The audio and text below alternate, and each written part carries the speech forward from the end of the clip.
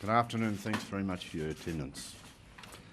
I have this afternoon advised the Prime Minister that I intend standing down from the Ministry this afternoon. As you can appreciate, this is something I have given considerable thought to, but I have a view it's the only honourable thing to do. As you appreciate, I made a statement in February of last year where I articulated what I thought was appropriate for the party. I was worried about where we're heading from an electoral point of view. For those reasons, I would have voted for Kevin Rudd yesterday and Simon Crean to try and give this party a fresh start. Unfortunately, the events of yesterday are not what I would have hoped for. The caucus has made the decision. I respect that decision. It is therefore appropriate that the Prime Minister and the Labor Party are given the best available opportunity to regain the Labor legacy of reform, an embracing approach to looking after all Australians, and in doing so to seek to best position the party that I have been a member of for 35 years to win the next election. I also give credit to Simon Crean. I thought what he did was courageous yesterday. It was about trying to give the party a fresh start. For those reasons, I would have supported him because I think you all appreciate I do not believe in a winner-take-all situation. Life is about embracing people you don't always agree with, arguing the issues out and respecting their views. Thinking about this afternoon, can I say I have had a very rewarding career. I started work on the Monday the 22nd November 1975 with the Federated Miscellaneous Works Union of Australia, having finished university exams on the previous Friday. I was very lucky. The late Ray Gietzel, one of my mentors, gave me an opportunity in life for which I am eternally grateful. At the age of 31, I became National Secretary of that union, one of the largest unions in Australia. I also, as a result of that, went on the ACTU executive in 1984 and lived and breathed the Accord reform process with the likes of Crean, Kelty, Hawke and Keating. What an opportunity in life. ACTU president in 1990 to 96, I think I'm still the youngest ever ACTU president. Elected to Parliament in March of 1996, I have served continuously on the front bench in economic portfolios for the whole 17 years. I must say, when I came into the Parliament in 1996, yes, we had lost government. There were only 49 of us, but we knew our responsibilities. I simply say the leadership of Kim Beazley then was second to none. One of my disappointments is that someone who I would have thought would have been a wonderful Labor Prime Minister never got the opportunity. The caucus also knew its responsibilities. We pulled together, we worked together. Tremendous learning experience as someone fresh to Parliament and straight on the front bench. We almost won the 98 election and we almost won the 2001 election. The Accord is something I am exceptionally proud of. It changed the face of Australia. It forced all of us to think beyond our traditional boxes. For the union movement, it was about an emancipation from the old approach of class war of the 50s and 60s and early 70s. We learnt, as a group of young union officials with older people on the executive, that there was a different way to the benefit of the people we aspired to represent and to the whole Australian community. We still, as a community, reap the benefits of that process of change and reform, the opening of our Australian economy, the way we embraced workplace change, improved productivity. At the same time, we went out of our way through something that's often forgot in the modern-day Labor Party, to think about the social wage. You don't just look after low-paid workers by arguing with employers.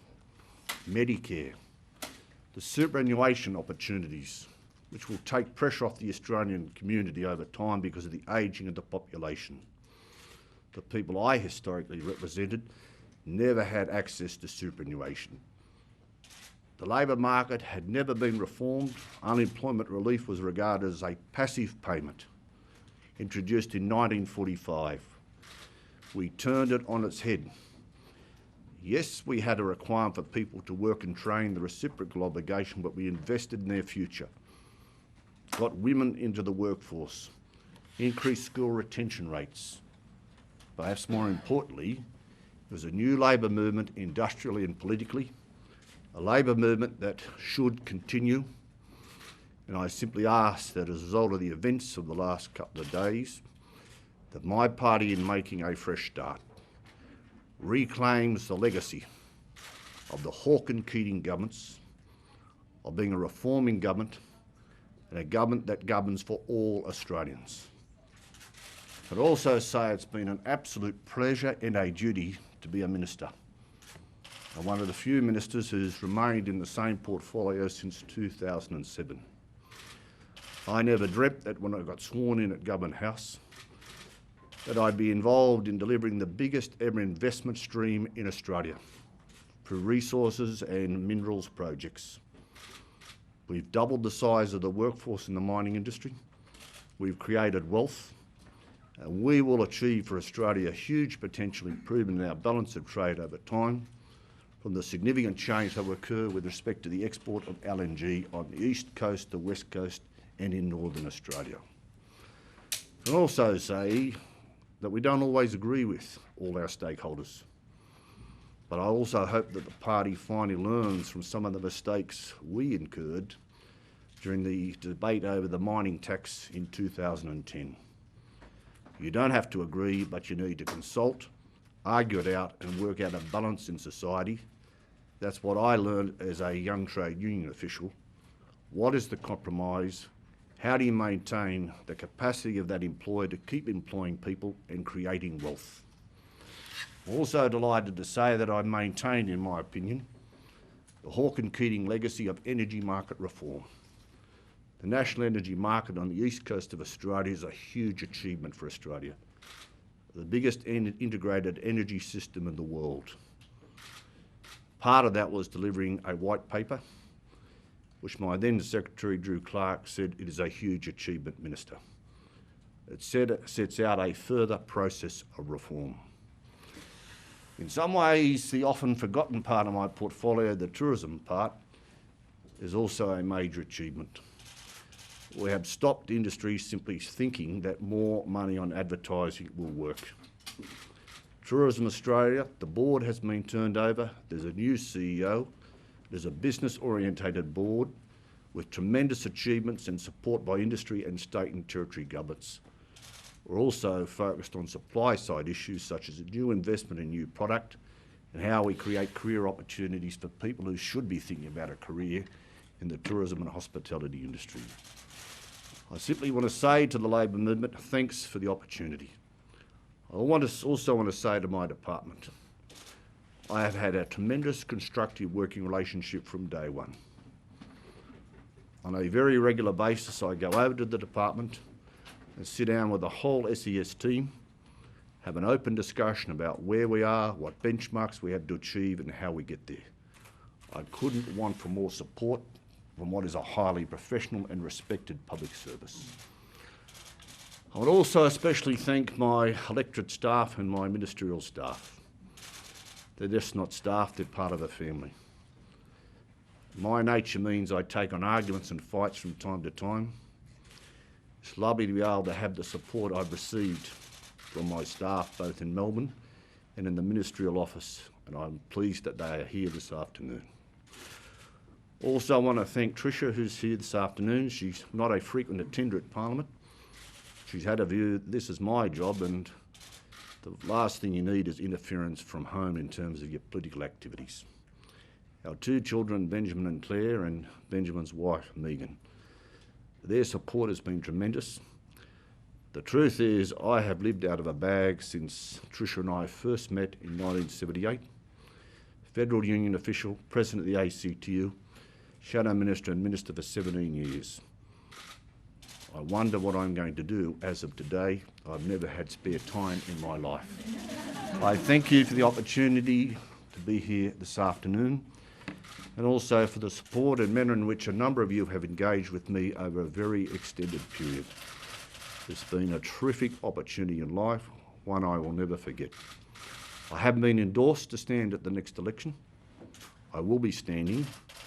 I also appreciate, as I totally disagree with by-elections, that would mean I would spend the full term in Parliament. I will go to the backbench, give the government my absolute support, contribute to ongoing policy debates, which I've focused on all my life from an economic perspective, with an eye for looking after less privileged, but also try and nurture some of the young people in the same way which Kim Beazley and people like Ralph Willis and Simon Crean nurtured me when I came into Parliament in March of 1996. Thank you for the opportunity and for your attendance this afternoon. Mr. Ferguson, how difficult a decision was it for you to resign? Did you discuss it with other cabinet ministers? And why did you think Kevin Rudd would be a better Prime Minister than Kevin Rudd going into the election? I spoke with very few people. Very few people. This is a personal decision, and having made it, I sat down today and reread my first speech. The final paragraph is along these lines. If I leave Parliament with the same sense of dignity and standing as my father did, having left school at 13, gone on to be a bricklayer and the Deputy Premier of New South Wales, then I will have achieved something and maintained my dignity and honour. They're the type of things I have dwelt on. It was not an easy decision, it's the honourable decision, and I do not resile from it. I wish my party, that's been part and parcel of my life from the day I was born, all the very best for the future. Ferguson, you're regarded as having good links, good relationships with the business community and the resources sector. Are you concerned that the broader impact of your resignation may not do anything to help Labor's chances, given you're seen as the one they can talk to more than anyone else in the cabinet? There's always someone, firstly, anxious to replace you, but they also accept a huge responsibility. I touched on today the need for the Labor Party to reclaim the mantle of the Hawke and Keating governments. Govern for all Australians. The class war rhetoric that started with the mining dispute of 2010 must cease. It is doing the Labor Party no good, and we must reclaim the legacy of Hawke and Keating, and I might say the then ACT leadership. It was progressive, the most progressive Labor movement industrially and politically in the history of Australia, and the period of government in Canberra that we achieved the most for the people we aspire to represent. Mr. Ferguson, though, is there really enough time between now and the federal election for Labor to reclaim that, for Labor to reset its priorities away from class warfare? Very easy if there's a will. Is there a will? I hope so. I'm not reflecting on anyone. I'm just expressing my view. I've continued to argue what I think is appropriate from an economic and social perspective. I haven't won all those arguments. There is an opportunity for a fresh start.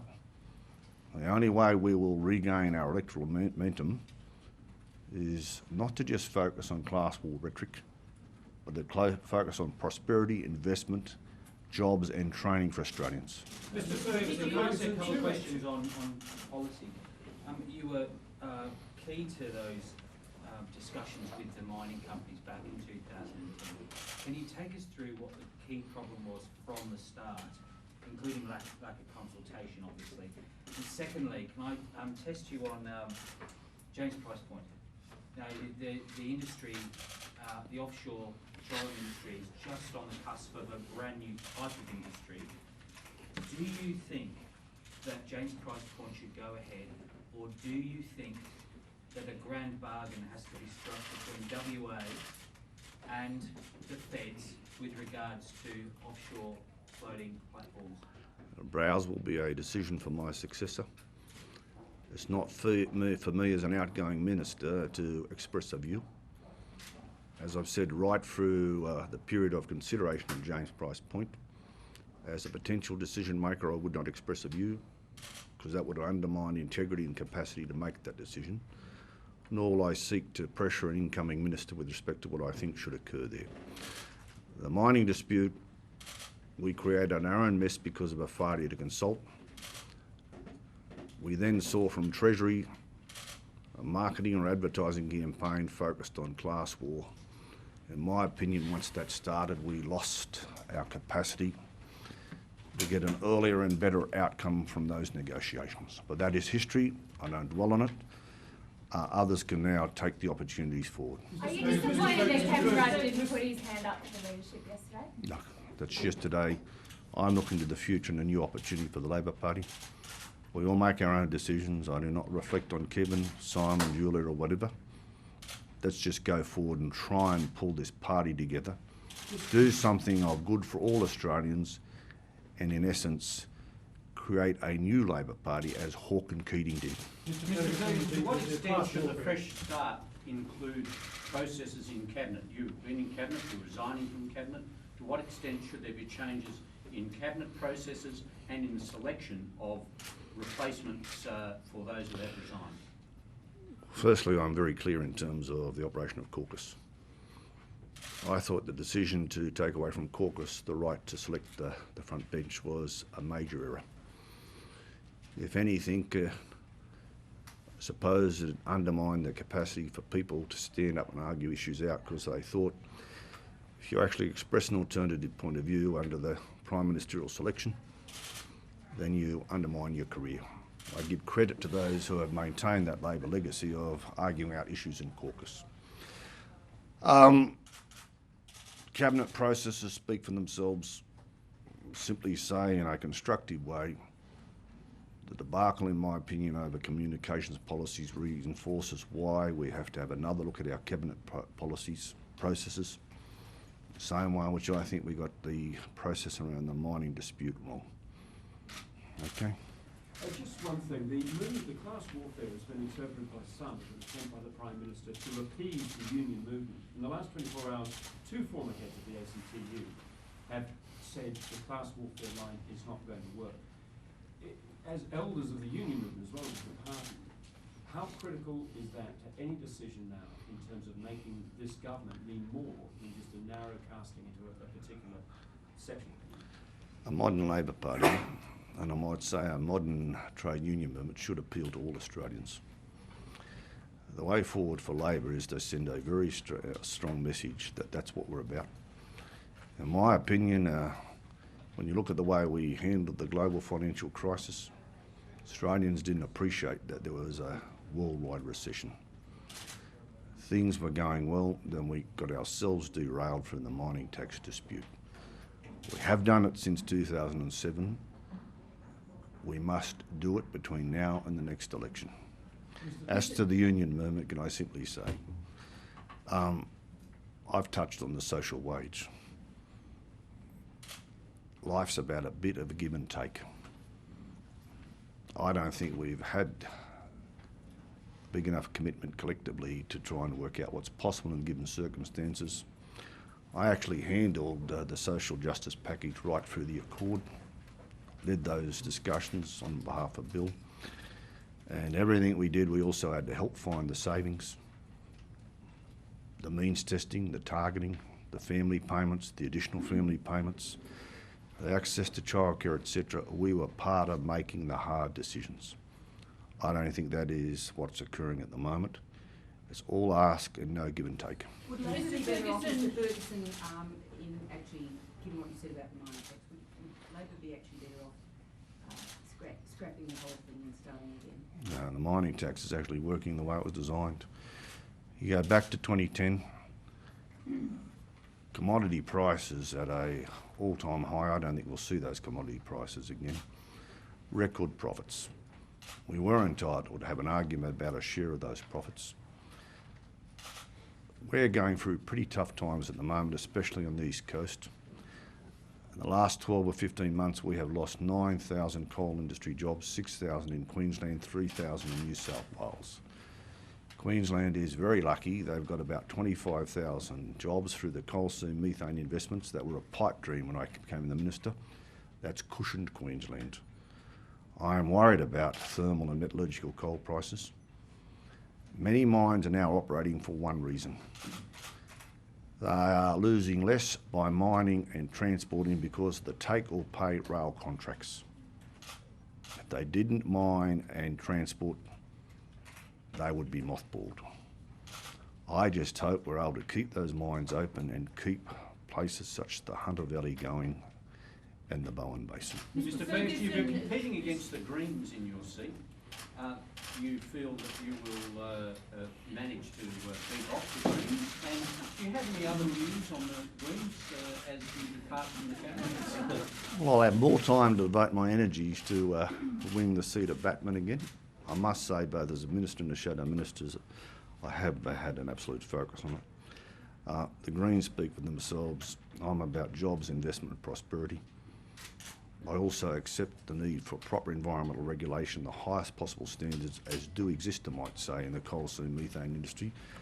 Let me just give you one example.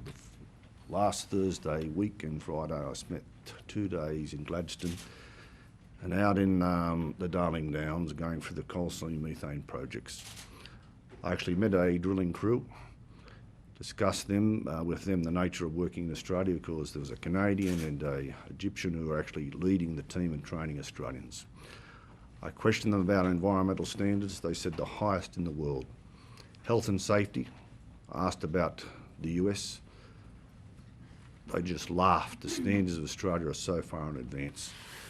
I also questioned them about their rates of pay, and the leading driller said, I am earning under a 457 in Australia twice what I earn in Canada, and more importantly, I'm training all these Australians to do these jobs in the future. That's what I'm about. You can have your own reflection on the Greens. I've got my views. I don't think I've ever personally attacked any of the Greens publicly. I'll always argue out the policies. Mr. Ferguson, Michelle. Stephen Smith yesterday was quite blunt in saying Rudd supporters should consider their position. I wonder whether you felt at all you were being pushed out by the Gillard camp. And secondly, I don't quite follow your argument about how the Labor Party can reclaim the Keating legacy when some of the most respected ministers, including yourself and Mr. Bowen, are pulling up stumps. Surely there's some obligation to reclaim from the centre. Well, firstly, as for comments yesterday, I'm not easily intimidated. I make my own decisions and I stand my own ground in policy debates and arguments, be it in the cabinet room, the caucus or the broader community. This is a decision I have made in consultation with Tricia and the children, and it's the right and honourable decision. I maintain my integrity and sense of decency and say to the party, get on with the job. I'm going to back you in, but make the most of it. We only get one chance. If we don't pull it together, then I only hope we're not back to 96 when we had 49 people. But the good thing about 96 was, both in the upper house and the lower house, we brought in about 10 new people, many of whom have gone on to be cabinet ministers and ministers in this government. That was the exception to the rule when you normally lose government. We lost government in New South Wales in 1988. Bob Carr was the only young minister left. We lost 6 of our options for leadership for the future. The party has to get this right. And also, for example, in a seat like Jellybrine, think about the future, not a party or trade union hack. Someone with business experience who is a potential minister and the leader of this party. Are you backing on that? I've got no idea. It's a long time since I got involved in factional affairs. I might also say, to be honest with you, after the election of Latham, I largely stood back from a lot of the internal affairs of the Labor Party, which is the right thing because I was most disappointed with my party on that occasion. Not reflecting on Mark or trying to reopen wounds. We should have been more mature at the time. There was a ballot based on hatred, and we paid the price as a party. Mr Ferguson, given Mr Rudd as Prime Minister took away the power of the courts to choose the front bench, and he picked the original fight with the miners with the RSPT, are the criticisms you've made in his press conference, is it fair to interpret that as much about him as his successor? We've all made mistakes. I was not happy about the fact as the Minister for Resources was not properly consulted over that. If we had ever had a better opportunity to engage with the mining community, as I had been asked to promise the mining community, and they accepted my word, and I must say it didn't occur. To be honest with you, I actually thought about resigning then because I thought I would have potentially lost the trust of the mining industry over what occurred. We got our way through it. Perhaps others have learnt, and I think from my discussions with Simon over the last couple of days, he clearly had extended discussions with Kevin. He came to the conclusion, because Simon's a pretty tough cookie, that Kevin had learnt and was willing to change his ways. That opportunity's gone. Simon did lead, as he always will, in the best interest of the party yesterday. I thank him. And let's just get on with life and make the most of the opportunities that are available in Australia. Was it Wayne Swan or Kevin Rudd who suggested you... I'm not going to go into the history. I've just explained in a very honest, frank way, and I hope a constructive way. I hope it's viewed by my colleagues and their advisors. That's the way I've handled this media conference. Because the Labor movement and Labor Party has been my life from the day I was born. 35 years continuous membership is no mean feat. I'm still a member of my union. I might have some concerns about